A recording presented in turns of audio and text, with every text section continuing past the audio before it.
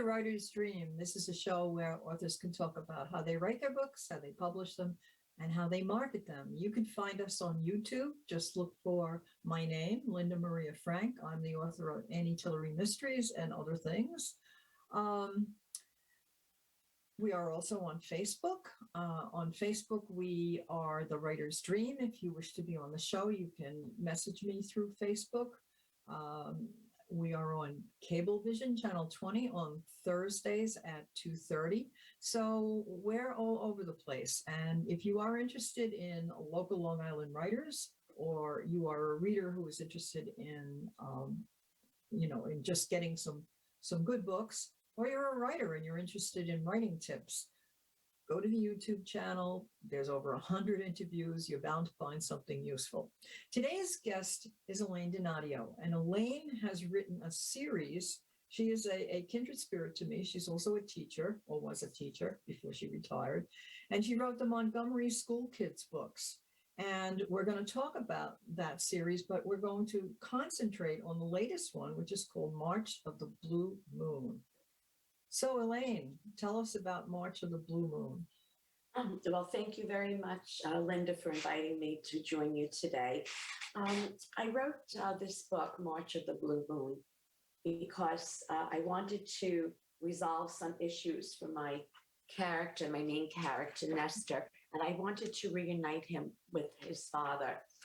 In my first book of the series, The Science Project, Nestor was very confused. He started out, he was having a bad year in school, 11 years old, 7th grade, having a tough time, feeling very inadequate, very low self-esteem, and he was always acting out.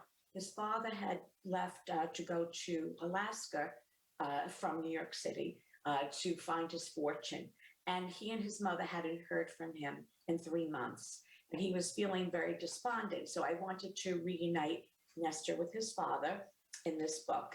And also I wanted to build up Nestor to a point where he has confidence in himself and he has goals. So that's what this book is about. He goes to Alaska. His father calls up and asks Nestor and his mother to come to visit him in Alaska. And the mother has to work, but she's angry, and she used that maybe as an excuse. And no, I can't. I'm a nurse, and it's Easter time, and people don't want to trade vacation time with me. So no, you go and take a friend with you. So he winds up taking his friend Juan Min Park. And Juan Min's parents were very happy to let him go because they said, oh, my brother lives there. I haven't seen him in many years. You have an uncle who's a very successful businessman. Maybe he can teach you a lot of things.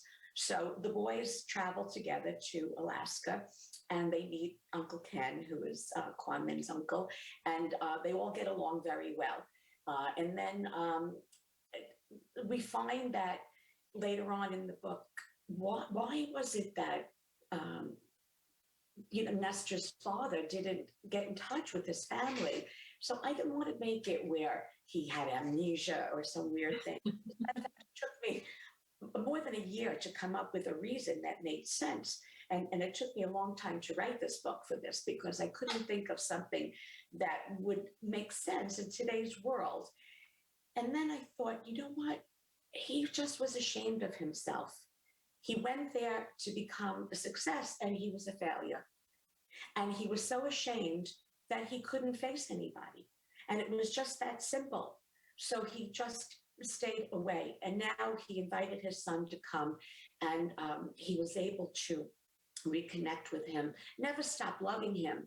But part of this story at the March of the Blue Moon, see, if we take a look at the cover, this is the Blue Moon here, and this is the flag of Alaska, and I have the lucky sevens here, the American flag and the South Korean flag. So that represents our characters. And of course, they were in the wilderness of Alaska, so there were dangers there. And part of the significance of the Blue Moon is that supposedly when this happens, a blue moon is when there are 2 full moons in a month.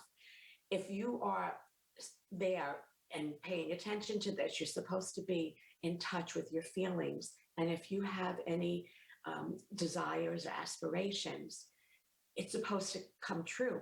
The blue moon affects you, in that way.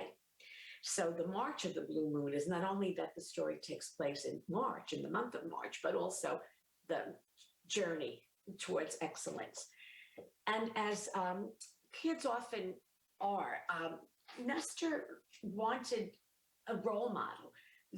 That's the way they are, but they don't look at their immediate family, and they don't look at people in their immediate realm for this. They look outside themselves. So very often they will look, to movie stars or celebrities of some type. But he, in this journey, looks at Juan Min's uncle as a role model, as a successful man, and also the character of Rocky, Sylvester Stallone's character. Again, someone who constantly got knocked down and kept getting up again. And he had his troubles, but he got up and brushed himself off and just kept going. Then there's Lance Mackey. He learned about Lance Mackey was one of the Iditarod greats. He won multiple races. And Lance Mackey was nobody's idea of a hero. He was an alcoholic. He was a drug addict. He dropped out of school. He couldn't keep a job. His health was so bad that he was missing teeth. He was actually an outcast in the neighborhood where he lived in Alaska, but he still was a success. He just kept going back. He did what he had to do to win these races, and he did.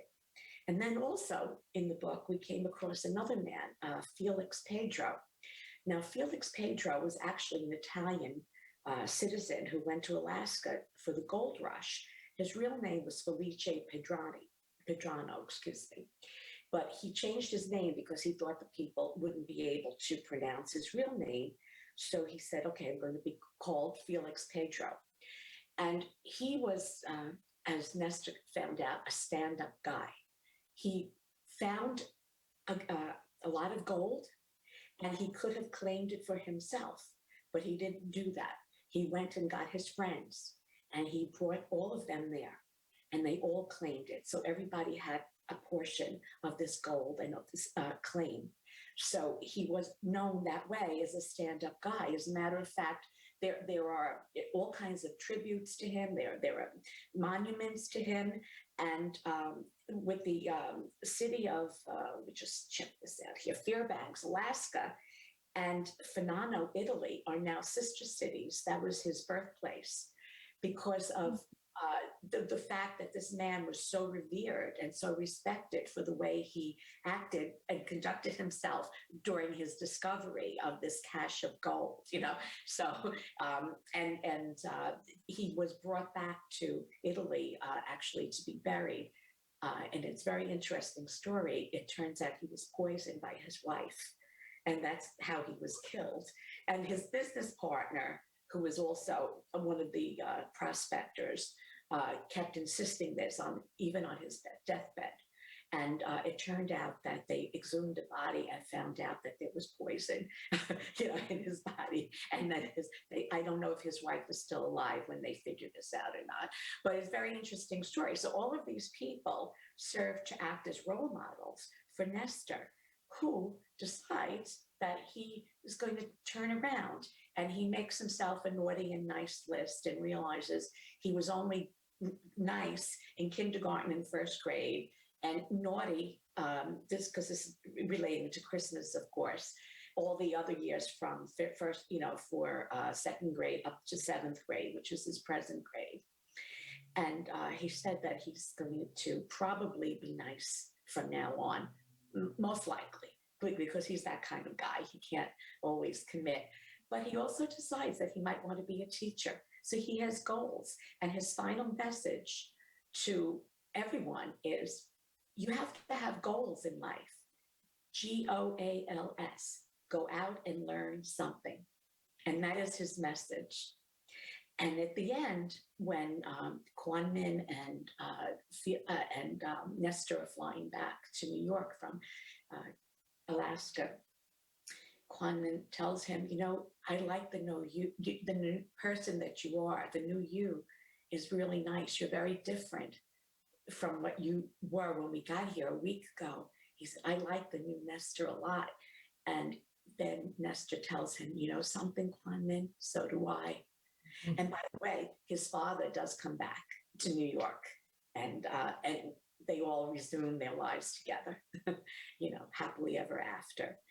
And all of the characters, Juan Min decides he's going to go to Alaska every summer to spend with his uncle, to learn about science and to expand his horizons, and probably make some kind of inventions to help the people who are living in Alaska and climbing mountains and whatever. His father realizes that he needs to go back to his family, and does that, and in the meantime called his old boss, who said, yes, come back, I'll give you a raise and a promotion. So he goes back to New York City. And even Juan Min's uncle, who is a successful businessman, also changes, and he realizes, I spent too much time working, and spending time with you boys made me realize I miss my family. I want to be with them and my grandchildren. And I'm not going to do this anymore. I just hired a business manager, somebody to take over so I can go spend time with my family. So where everybody else was interested in working and expanding that part of their lives because they were younger, this man who was already successful realized that he had to include his family and keep the balance in that way. So that what, one of the things I love about your books is that your characters are first of all, we were both teachers, same grade level. I spent 20 years in middle school and then moved to high school, thank God. But those kids are very transitional, and they're also very impressionable. You can still work with them. And I love the fact that your characters are multicultural. It's so obvious that you worked in New York City.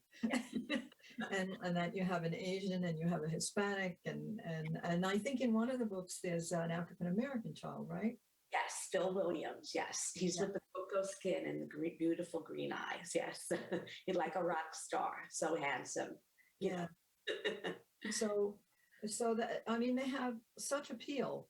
I was wondering, before you talk a little bit about the other books, I was wondering if you were able to put these books in the New York City schools. No, I was not, unfortunately. I tried, but I found out that they go to certain publishers, who supply to New York City schools, and they only buy books for them. And unfortunately, I wasn't able. I got in touch with my school district, to be honest with you, and asked them, can I come and show you my books? I'm from the district, and I was a reading specialist for so many years.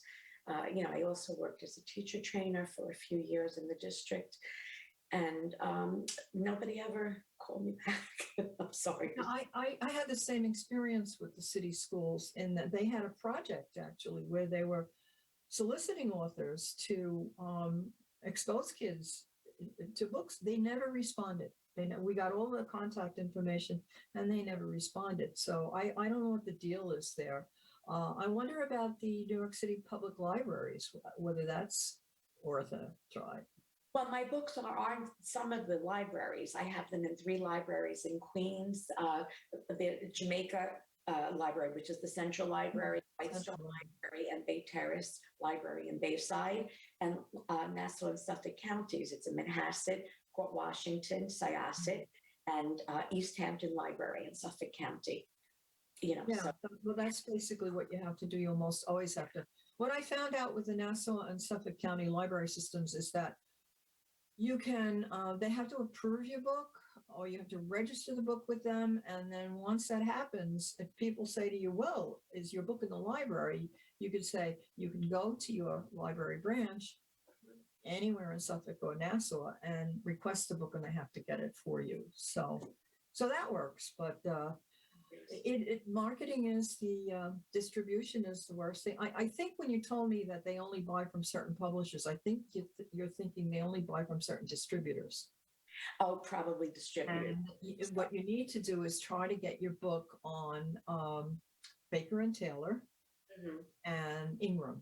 because those are the two major distributors to schools. That's where they buy their books from. So Yeah, because I have that's a little hint. social studies facts in my books.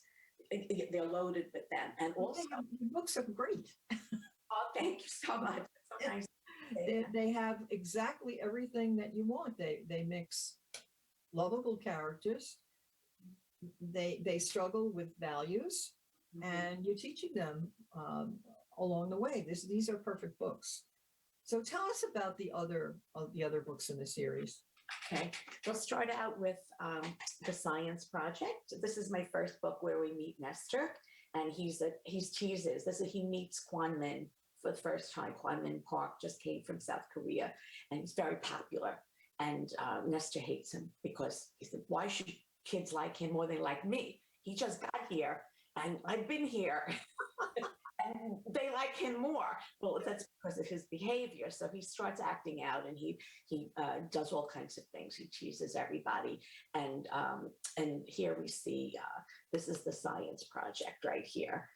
Little Hector, the cockroach, and if you can see over here, this toad is a Juan Min science project. So they bring them to school, and that's a dangerous combination. Onto this little guy because Juan Min decides to take revenge for You can turn that into a fable. yeah, seriously. Well, also I have to show you something, just for anybody who is aspiring to become a writer. Look how thin this is my first book. Look how thin it is. And then my next book, which I'll tell you about, but then this gets thicker, you see? And then the next one gets thicker. And this one is the thickest. Really thick. Right. So, it's like, I guess it just gets easier, or you learn somehow to expand more things. The more you write, the more you write. And I think that's very important for a writer to become aware of, especially new writers. Also, from a practical standpoint, the spine of your book has to be able to display the title and the author. And if it's too thin, that's one of the reasons why libraries won't take the book, because you can't see the spine. So somehow or other, you have to either make the print bigger or whatever to make the spine. Yes, this is true. And that I was missing actually on two of these books, the Science Project and the Ocean's Way. They don't have any print, because they're too thin. And I wasn't aware of that, unfortunately, when I did this. So in the Science Project, we meet Nestor, Juan Min, and also Phil Williams. And Phil is a year older than Nestor, and he's embarrassed. Everybody's saying to you, "Why are you friends with that kid? He's such a loser," and then he decides that he's angry with him. And in the end, they come together and they make a deal. And Nestor tells him, "Show me how to play basketball, because maybe I'll be more popular." And Phil tells him, well, if I do that, you're going to have to write my research papers for me. It's a lot of work. It's a lot of trouble. Because, and what you're asking me to do is a lot of trouble too. So we have a deal? Yes, we have a deal. So this is the beginning of when Nestor realizes that he has to change himself, because part of the story in here, at the science table, he's looking at the scratches on the table, and he realizes that the same way the scratches mar the surface of the table, his behavior is marring his appearance also. Mm-hmm. Then we get to the Ocean's Way. Now, the kids live in Queens. They all live near each other, and they walk to school together and whatever. And we have two girls also, Jasmine and Holly. Holly is the main character, Holly Cristiano and Jasmine Jankowski.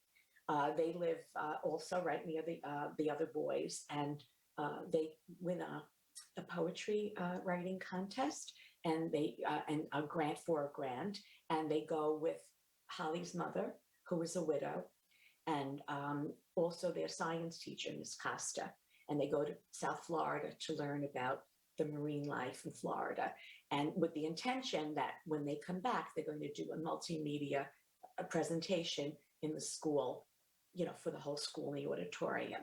And this is everything that they learn about that also, and here they participate in the rescue of pilot whales that are stranded on the Gulf Coast of Florida and Crystal River area. And they have some issues, social issues here too.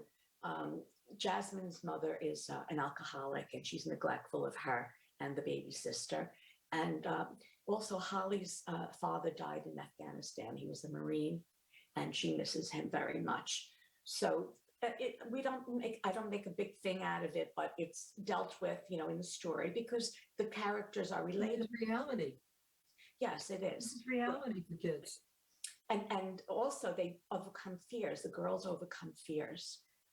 Holly is afraid of public speaking. She's terrified, but she overcomes it, and she does the presentation at the end of the book, and everybody's cheering her, Holly, Holly, Holly, when she goes up, to take the microphone, and she is so happy, and she's waving to everybody and loving every minute of it. And Jasmine is afraid of water. She's terrified of airplanes, and she overcomes those fears also on the way back on the airplane, but also in the water that she had to go into for, if we're learning about all of the marine life. Then when we go to the next book is Do Voodoo. Now, I'm not a proponent of voodoo. I always have to say this. It turns out it's not voodoo, but they go to New Orleans, and that's the setting. And Phil is the main character in this story. He takes Nestor with him. He's the icebreaker. His family has been estranged. The New York City family has been estranged from the New Orleans family for many years. Nobody really even knows why, actually. And he's sent there as the icebreaker. He takes Nestor with him, and they have adventure because Phil's great aunt and her husband are very wealthy, and they live in this very beautiful house in New Orleans with a housekeeper. And something is very strange because when they show up to visit them, they keep trying to get rid of them, and Phil said, "You don't look anything like what I thought you were going to look like, because I had a picture, and I know it was all wrinkled up, but you don't look like anybody in my family at all." And it turns out that I don't know how much I should say here. I'm giving away the plot, Don't give it all away. I'll give it away. Okay. Don't give it all away. Okay. It turns out there's a lot of funny stuff going on. And when the boys realize this, Phil wants to be a hero. And he said, "No, we're not calling the police. I'm going to take care of it. I'm going to save my family and straighten everything out." And they're in a really precarious, dangerous situation. So, of course, they get punished when they get home to New York. They got to clean the house and stay inside for a couple of months. They're not allowed to go out. And that's what happens there in this story. So, again, all of my books, they have a lot of science and social studies facts here about the environment and everything also. And then I have two other books, too, that are not in this series. One is the Ocean's Way Poetry Companion that has 37 color photos with formula poems like this, with all science facts. So, that's great. Yeah, and this has to do with the oceans and ocean life. And then I have my other story, Sojourn into the Night, a memoir of the Peruvian rainforest, which is my non-rhyming poetic narrative about my trip to the Peruvian rainforest. And I have some photos in here also that I took, and I applied watercolor effects to them. You bring it this way. I don't know if I'm going the wrong way here. Yeah, going the wrong way. Okay. The other way, the other way, the other wrong way. That's it. There you go. Okay. So you really have a body of work. Too.